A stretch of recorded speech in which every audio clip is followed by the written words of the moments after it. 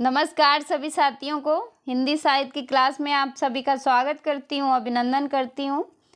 और आज के शस्त्र की परिचर्चा को शुरू करते हैं। आज के शस्त्र में हम अंधा युग नाटक पर चर्चा करेंगे, जो आपका धर्मवीर का नाटक है और नेट जेआरएफ के सिलेबस में भी है। तो चलिए शुरू करते हैं। अंधा युग के पात्र हैं, उनको हम देख लेते हैं। अश्वत्थामा, गंधारी, धृतराष्ट्र, कृतवर्मा, संजय, भद्रयाचक, बृहदयाचक, प्रहरी फर्स्ट, व्यास, विदुर, युधिष्ठिर, कृपाचार्य, युत्सु, गूंगा भिखारी, प्रहरी टू, उसके बाद बलराम और कृष्ण। ये जो हैं अंधा युग के पात्र हैं। उसके बाद है कि घटना काल क्या है। महाभारत के 18वें दिन की संध्या से लेकर प्रभास तीर्थ में कृष्ण की मृत्यु के क्षण तक है। अंधा युग जो है वो क्या है, इसको हम देखते हैं। मंगलाचरण कि नारायणम, मंगलाचरण जो इसमें है वो क्या है, नारायणम नमस्कृत्येन नरम चैव नरोत्तम देव्यम सरस्वतीम व्यास्यम ततो जय मुदीरते। उद्घोषणा, जिस युग का वर्णन इस कृत में है उसके विषय में विष्णु पुराण में कहा गया है। तो हम लोग संवाद देखते हैं। पहला अंक है हमारा कौरव नगरी। क्या है, कौरव नगरी। अंधा युग का पहला अंक है कौरव नगरी। कौरव नगरी से संवाद शुरू होता है। क्या है संवाद, अंधा युग से है। कौरव की नगरी क्या है कि टुकड़े टुकड़े टुकड़े टुकड़े हो बिखर चुकी मर्यादा, जिसको दोनों ही पक्षों ने तोड़ा। क्या है कि जिसको दोनों ही पक्षों ने तोड़ा। पांडव ने कुछ कम, गौरव ने कुछ ज़्यादा। यह रक्तपात अब कब समाप्त होना है। यह अजब युद्ध है, नहीं किसी की भी जय है। दोनों पक्षों को खोना ही खोना है। अंधों ने शोभित था युग का सिंहासन, दोनों ही पक्षों में विवेक ही हारा। दोनों ही पक्षों में जीता अंधापन, भय का अंधापन, ममता का अंधापन। उसके आगे है अधिकारों का अंधापन जीत गया। जो कुछ सुंदर था शुभ या कोमल, शुभ था कोमलतम था, वह हार गया। द्वापर युग बीत गया। उसके बाद है कि यह महायुद्ध के अंतिम दिन की संध्या है। छाई चारों ओर उदासी गहरी, कौरव के महलों का सूना गलियारा, घूम रहे हैं केवल दो बूढ़े प्रहरी। उसके बाद आगे जो है वार्तालाप और संवाद होता है। प्रहरी एक कहता है, क्या कहता है कि थके हुए हैं हम, पर घूम रहे हैं पहरा देते इस सूने गलियारे में। प्रहरी फर्स्ट जो है वो इस तरह का संवाद कहता है। उसके बाद प्रहरी टू कहता है कि सूने गलियारे में जिसके इस रतन जटिल फर्शों पर कौरव बधुएं यानी बहुएं मंथर मंथर धीमी गति से सुरभित पवन तरंगों सी चलती थीं, आज वे सब विधवा हो गई हैं, उनके पति नहीं रहे हैं। उसके बाद प्रहरी फर्स्ट फिर से कहता है कि थके हुए हैं हम, इसीलिए नहीं कि कहीं युद्धों में हमने भी बाहुबल दिखाया है। प्रहरी थे हम केवल 17 दिनों के लोमहर्षक संग्राम में, भले हमारे ये ढालें हमारी ये निरर्थक पड़ी रहीं, अंगों पर बोझ बनी। रक्षक थे हम केवल, लेकिन रक्षणी कुछ भी नहीं था यहाँ। उसके बाद प्रहरी दो कहता है कि रक्षणी कुछ भी नहीं था यहाँ। संस्कृत थी एक बूढ़े और अंधे की, जिसकी संतानों ने महायुद्ध घोषित किए, जिसको अंधेपन में मर्यादा गलित अंग वेश्या थी। प्रजाजनों को भी रोगी बनाती फिरी। फिर उसके बाद है कि उस अंधी संस्कृति, उस रोगी मर्यादा की रक्षा हम करते थे, 17 दिन हो गए हैं।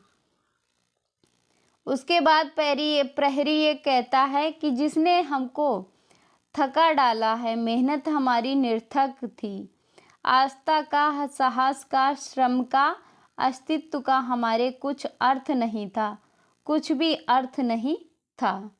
उसके बाद प्रहरी 2 कहता है कि अर्थ नहीं था, कुछ भी अर्थ नहीं था, जीवन के अर्थहीन सूने गलियारे में पहरा दे देकर अब थके हुए हैं हम, अब चुके हुए हैं हम। चुप होकर वे आर पार घूमते हैं, सहज सहसा स्टेज पर प्रकाश धीमा हो जाता है, नेपथ्य से आंधी की सी ध्वनि आती है। प्रहरी कान लगाकर सुनता है, दूसरा भौं पर हाथ रखकर आकाश की ओर देखता है। उसके बाद प्रहरी 1 कहता है कि सुनते हैं, कैसा है ध्वनि यह भय। प्रहरी 2 कहता है कि सहसा अंधियारा क्यों होने लगा, देखो तो दिख रहा है कुछ। उसके बाद प्रहरी 1 कहता है कि अंधे राजा की प्रजा कहाँ तक देखे, दिख नहीं पड़ता कुछ, हाँ शायद बादल हैं। दूसरा प्रहरी भी बगल में आकर देखता है और भयभीत हो उठता है। उसके बाद क्या कहता है, बादल नहीं है, वे गिद्ध हैं, लाखों करोड़ों पंखों वाले।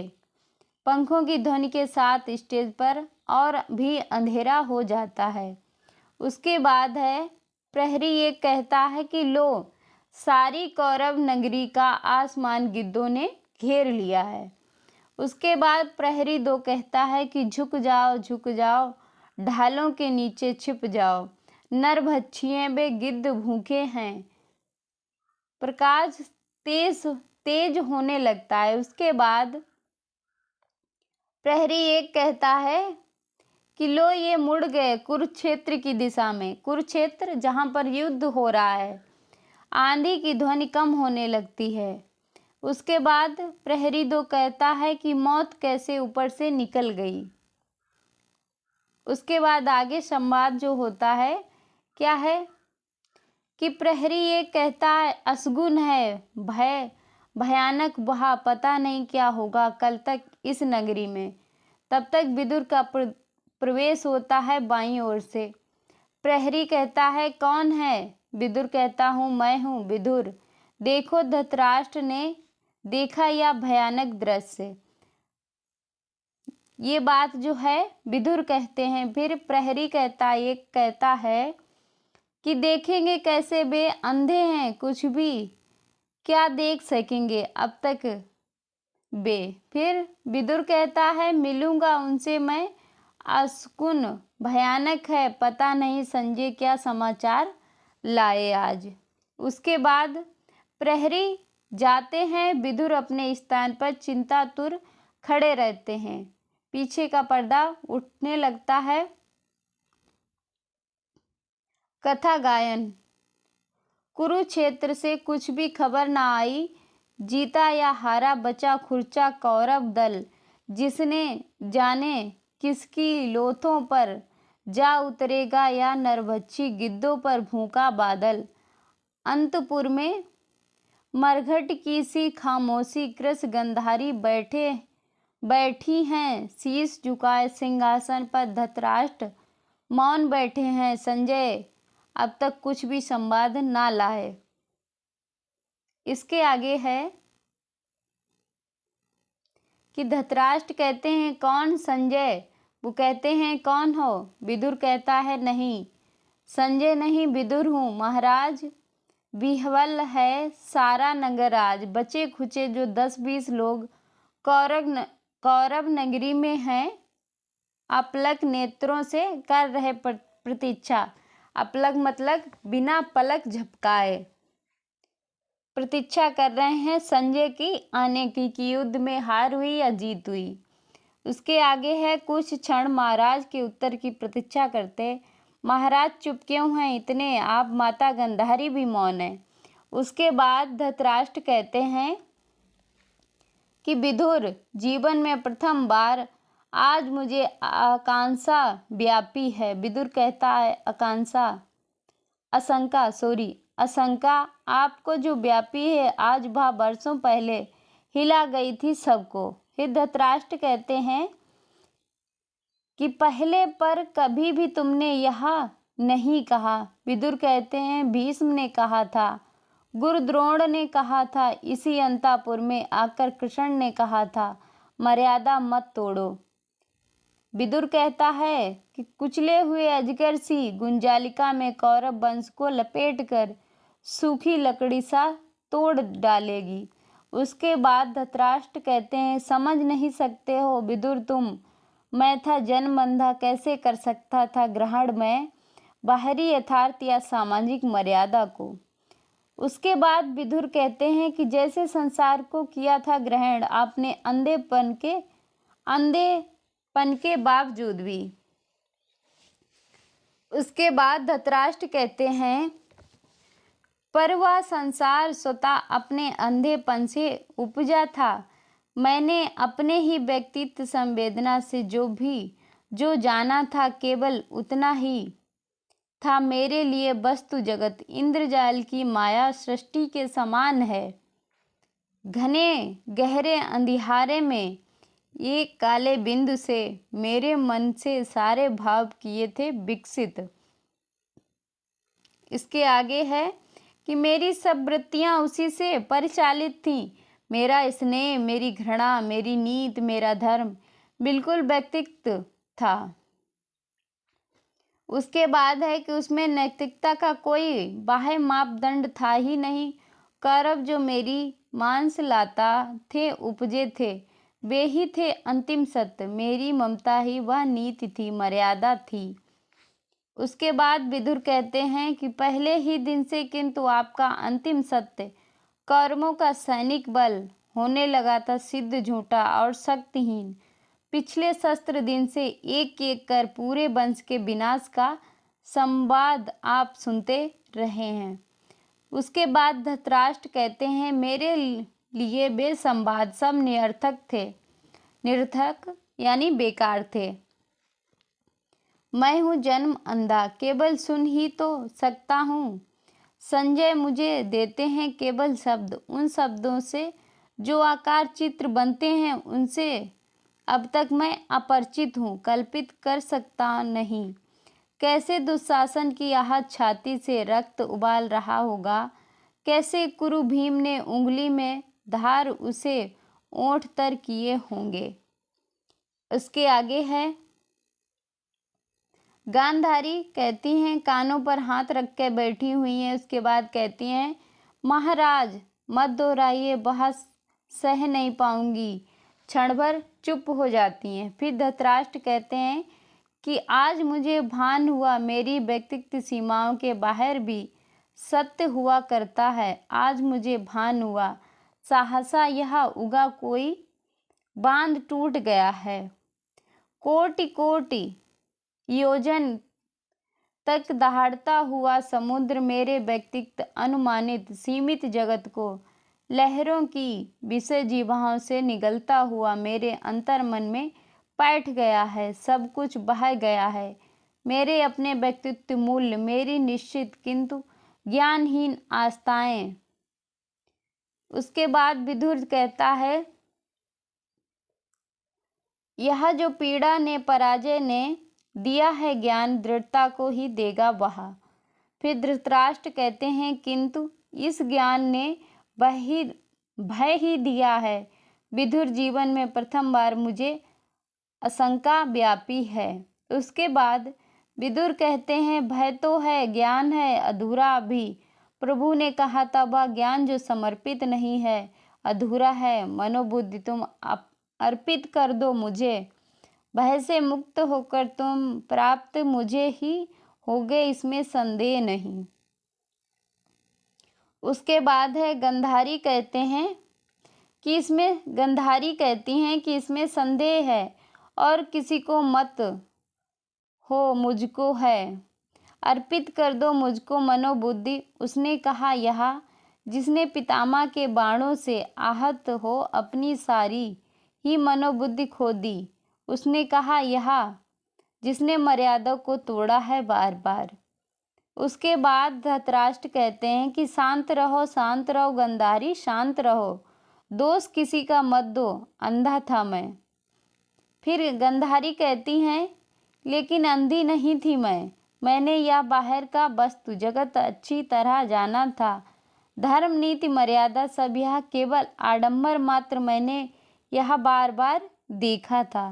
निर्णय के क्षण में विवेक और मर्यादा व्यर्थ सिद्ध होते आए। सदा हम सबके मन में यही एक अन्य गहवर है, बर्बर पशु अंधा पशु वास वही करता है स्वामी, जो हमारे विवेक का, नैतिकता, मर्यादा, अनसिकता, कृष्णा यह सब है अंधी प्रवृत्तियों की पोशाकें हैं, जिसमें कटे कटे कपड़ों की आंखें सिली रहती हैं। मुझको इस झूठे आडंबर से नफरत सी है, इसीलिए स्वेच्छा से मैंने इन आँखों पर पट्टी चढ़ा रखी है। ये बात कहती हैं गंधारी। उसके बाद है विदुर कहते हैं कि कटु हो गई हो तुम गंधारी, पुत्र शोक ने तुमको अंदर से जर्जर कर डाला, तुम्ही ने कहा था दुर्योधन से। उसके बाद गंधारी कहती हैं कि मैंने कहा था दुर्योधन से, धर्म जिधर होगा ओ मूर्ख उधर ही जय होगी। धर्म किसी और नहीं था, लेकिन सभी थे अंधी प्रवृत्तियों के परिचालित। जिसको तुम कहते हो प्रभु, उसने सब चाहा, मर्यादा को अपने ही हित में बदल लिया। उसके बाद धृतराष्ट्र कहते हैं, शांत रहो गंधारी। फिर से विदुर कहता है कि यह कटु निराशा की उद्धत अनास्था है, क्षमा करो प्रभु, यह कटु अनास्था भी अपने चरणों में स्वीकार करो। आस्था तुम लेते हो, लेगा अनास्था कौन, क्षमा करो प्रभु, पुत्र शोक ने जर्जर माता है गंधारी।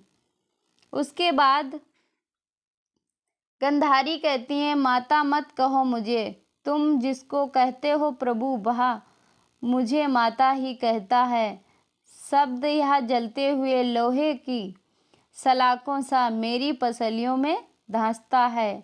17 दिन के अंदर मेरे सब पुत्र एक एक करके मारे गए। अपने ही हाथों से मैंने फूलों सी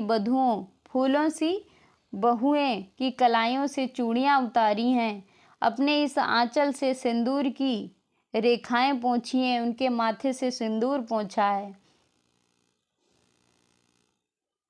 उसके बाद धृतराष्ट्र कहते हैं, देखो विदुर देखो, संजय आए हैं क्या। गंधारी, जीत गया मेरा पुत्र दुर्योधन, मैंने कहा था वह जीतेगा निश्चय आज।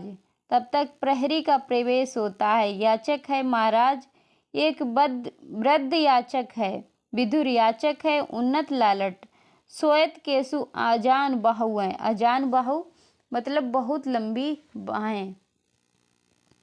उसके बाद याचक अंदर आता है, मैं वह भविष्य हूँ जो झूठा सिद्ध हुआ आज।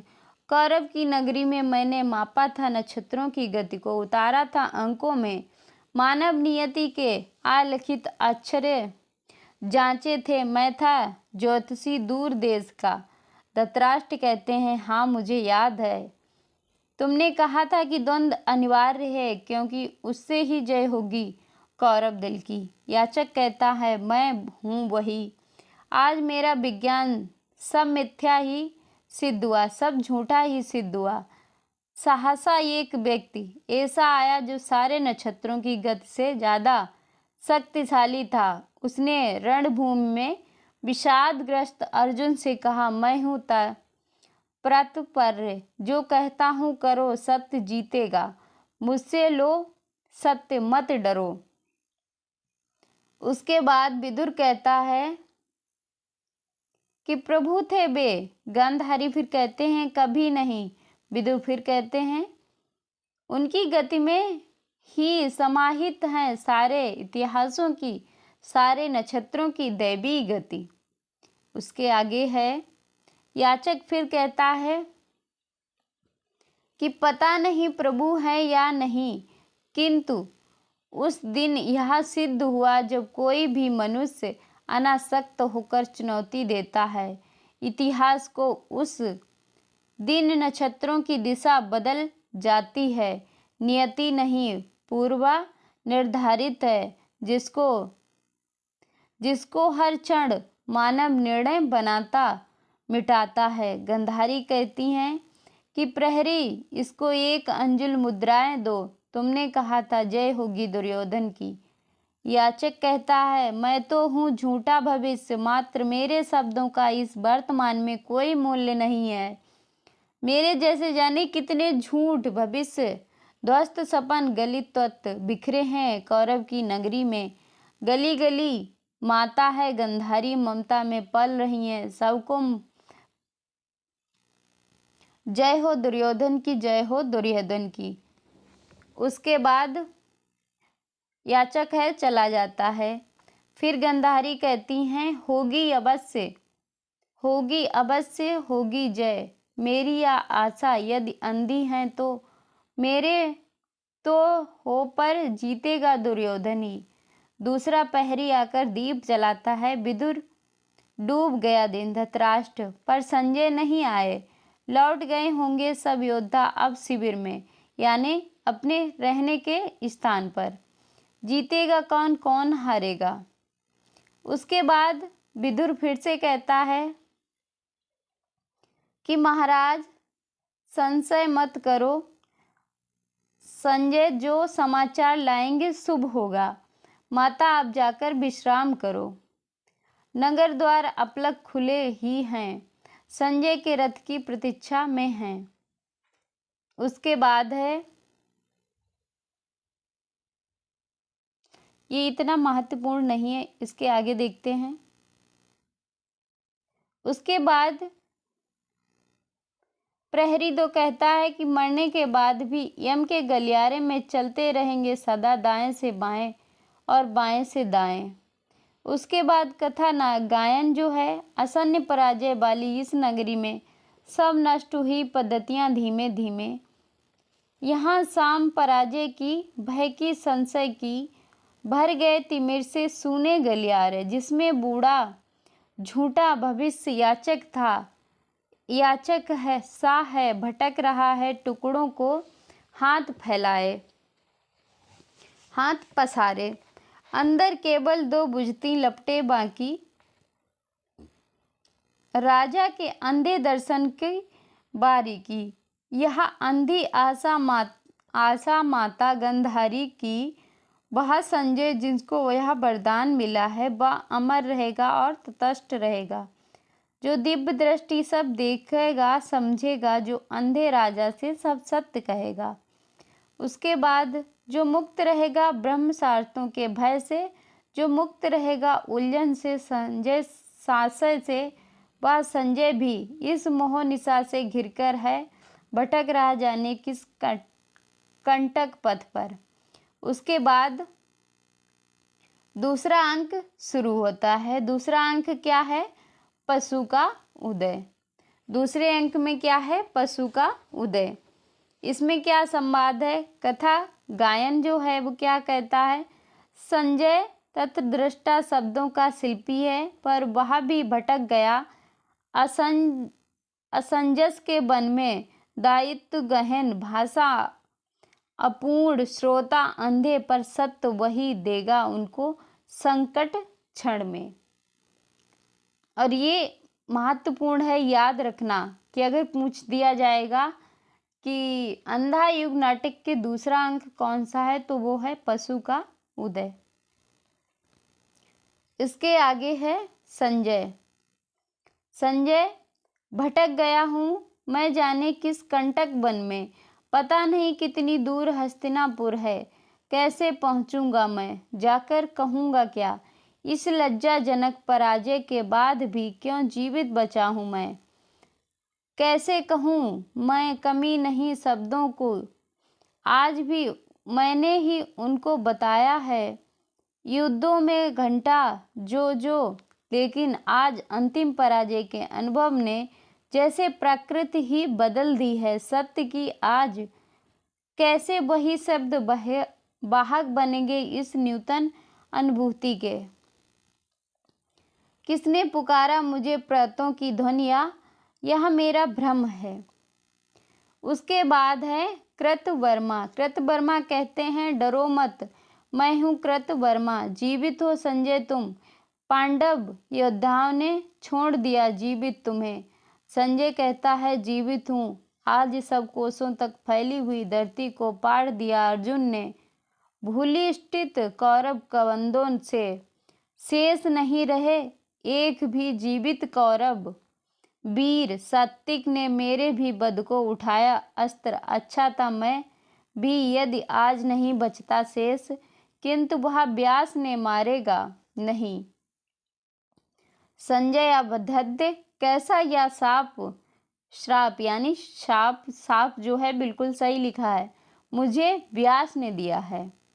अनजाने में हर संकट युद्ध महानाश प्रलय विप्लव के बावजूद शेष बचोगे तुम संजय। सत्य कहने को अंधों से किंतु कैसे कहूँगा हाय, सत्य के उठे हुए अस्त्र के चमकदार ठंडे लोहे के स्पर्श में सत्य को इतने निकट पाना मेरे लिए यह बिल्कुल ही नया अनुभव था, जैसे तेज बाण किसी कोमल मड़ाल के ऊपर से नीचे तक चीर जाए चरम त्रास के उस बेहद गहरे क्षण में।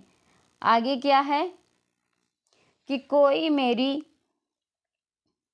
कोई मेरी सारी अनुभूतियों को चीर गया, कैसे दे पाऊंगा मैं संपूर्ण सत्य उन्हें विकृत अनुभूति। संजय को इस बात का दुख हो रहा है कि मैं कैसे गांधारी और धृतराष्ट्र के सामने सच कहूंगा कि कौरव सेना हार गई है, दुर्योधन हार गया है। कृतवर्मा कहते हैं कि धैर्य धरो संजय, क्योंकि तुमको ही जाकर बतानी है दोनों की पराजय दुर्योधन की। संजय कहता है कैसे बताऊंगा, जो सम्राटों का अधिपति था, खाली हाथ नंगे पांव रक्त सूने फटे हुए वस्त्रों में टूटे रथ के समीप खड़ा था। नित्या हो अश्रु भरे नेत्रों से उसने मुझे देखा और माथा झुका लिया। कैसे कहूँगा मैं जाकर उन दोनों, कैसे कहूँगा। और उसके बाद कृतवर्मा है जो चला गया संजय भी बहुत दिनों बाद। विदुर ने कहा था यह होकर रहेगा, वह होकर रहा आज। उसके आगे है यह तो आवाज है बूढ़े कृपाचार्य की, यह तो कृतवर्मा है, तुम भी जीवित हो कृतवर्मा। कृतवर्मा कहते हैं कि जीवित हूँ, क्या अश्वत्थामा भी जीवित है। उसके बाद कृपाचार्य कहते हैं जीवित हैं केवल हम तीन। आज रथ से उतरकर जब राजा दुर्योधन ने नतमस्तक होकर पराजय स्वीकार की तो अश्वत्थामा ने यह देखा और उसी समय उसने मरोड़ दिया अपना धनुष। अंतर्नाद करता हुआ वन की ओर चला गया। अश्वत्थामा पुकारते हुए जाते हैं, दूर से उनकी पुकार सुनी पड़ती है पीछे का। उसके बाद है अश्वत्थामा का संवाद है कि यह मेरा धनुष है, धनुष अश्वत्थामा का, जिसकी प्रत्याचा खुद द्रोण ने चढ़ाई थी। आज जब मैंने दुर्योधन को देखा निशस्त्र दीन, आंखों में आंसू भरे मैंने मरोड़ दिया अपने इस धनुष को कुचले हुए सांप सा। भय बहा किंतु शक्तिहीन मेरा धनुष है, यह जैसा है मेरा मन है, किसके बल पर लूंगा मैं अब प्रतिशोध। उसके बाद पिता की निर्मम हत्या का वन में भयानक, इस वन में भी भूल नहीं पाता हूँ मैं, कैसे सुनकर युधिष्ठिर की घोषणा कि अश्वत्थामा मारा गया। उसके बाद शस्त्र रख दिए गुरु द्रोणा ने रणभूमि में, उनको भी अटल आस्था युधिष्ठिर की वाणी में पाकर हत्या उन्हें पापी धृष्टुम ने अस्त्रों से खंड खंड कर डाला। भूल नहीं पाता हूँ मेरे पिता थे अपराजय, अर्ध सत्य से ही युधिष्ठिर ने उनका वध कर डाला। उस दिन से मेरे अंदर भी जो शुभ था, कोमलता था, उसकी भ्रूण हत्या युधिष्ठिर के अर्धशस्त्र ने कर दी थी। धर्मराज होकर वे बोले, नर या कुंजर मानव को पशु से उनसे पृथक नहीं किया। उस दिन से मैं हूँ पशु मात्र, अंध बर्बर पशु। किंतु आज भी एक अंधी गुफा में भटक गया। गुफा यह पराजय की। दुर्योधन सुनो सुनो, द्रोण सुनो, मैं तुम्हारा अश्वत्थामा, कायर अश्वत्थामा शेष हूँ। अभी तक जैसे रोगी मुर्दे के मुख में शेष रहता है, गंदा कफ बांसी थूके शेष हूँ अभी तक मैं।